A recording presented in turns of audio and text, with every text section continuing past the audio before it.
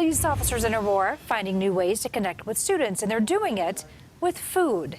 Jamie Leary live at Rangeview High School in Aurora tonight. Jamie, what kid doesn't like snacks? Every kid likes snacks, and it's a means of increasing communication, so that helps.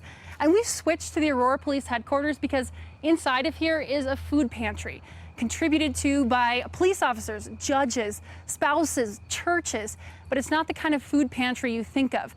School resource officers are able to stock up for their students here as a means of increasing communication. And we visited Rangeview today, which is the biggest school in this district, to see how just a little food can go such a long way.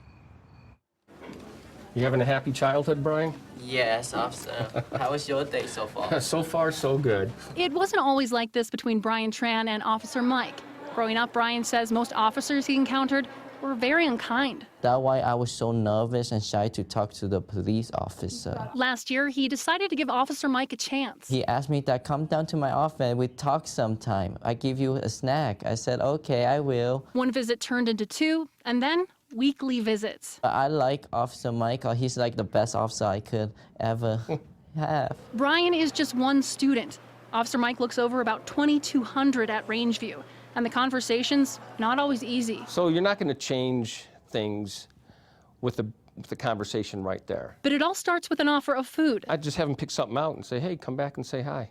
And at least if they trust you, they can bring that issue to you and it doesn't, crime or something doesn't go unreported. In the winter, he'll have soup. Today, he swears he just stocked up. They've been eating it. This is just what's left. It sounds simple, but for Brian, it changed his entire attitude. I feel safe to go and talk to him if there's any problem. And thanks to the food, both know now they can count on each other for at least a smile. He's not a troublemaker. Well, he's under the radar. Yeah. He's smart. He doesn't get caught.